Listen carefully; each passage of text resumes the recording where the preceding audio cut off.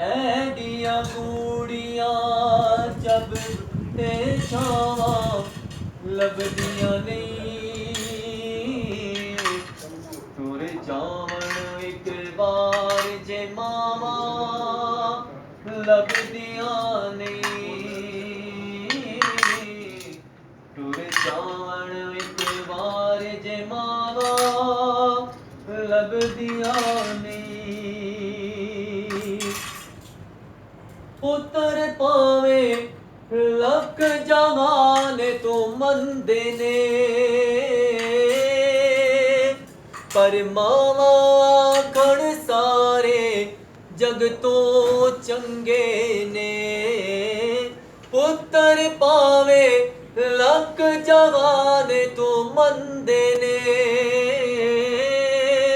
पर मावा खड़ सारे जग तो चंगे ने होर किसे तो इंज वफावा लभदियां नहीं टुर जावण एक बार जे मावा लभदियां नहीं। और जिनकी माएँ जिंदा हैं दुनिया में मौजूद हैं हमें अपनी माओं की खिदमत खूब बढ़ चढ़ कर करनी चाहिए। जब ये दुनिया से चले जाते हैं तो फिर बहुत ज़्यादा एहसास पैदा हो जाता है और बहुत ज़्यादा इनकी फिर याद आना शुरू हो जाती है, क्योंकि ये चीज़ ही ऐसी है। माँ बाप एक दुनिया का दोनों जहाँ का एक अनमोल तोहफा है इंसान के लिए।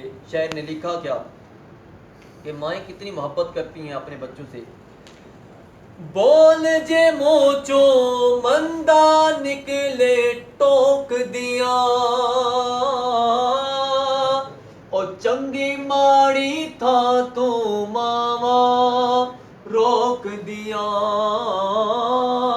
बोल जे निकले मोचो मावा टोक दिया और चंगी माड़ी था तो मावा रोक दिया। मुफ्त चिड़िया नेक सलावा लभदियां नहीं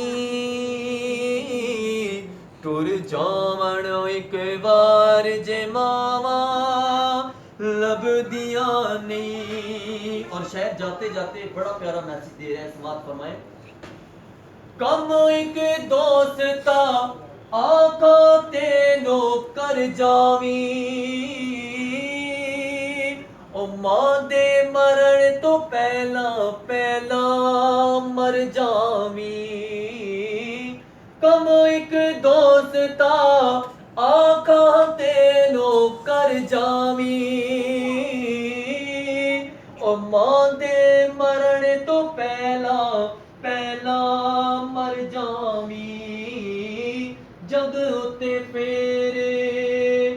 उते फेरे मरण नु थावा लभदियां नहीं टुर जावण एक बार जे मावा लभदियां नहीं। ओ शाकर मां दा अंत विछोड़ा सहना फिर आपे डिगना आपे उठना पैना शाकर मां दा अंत विछोड़ा सहना आपे डिगना आपे उठना पैना बिस्मिल्लाह दिया बिस्मिल्लाह मेरा पुत्र बिस्मिल्लाह दिया फिर सदावा लभदियां नहीं टुर जावण एक बार जे मावा लभदियां नहीं।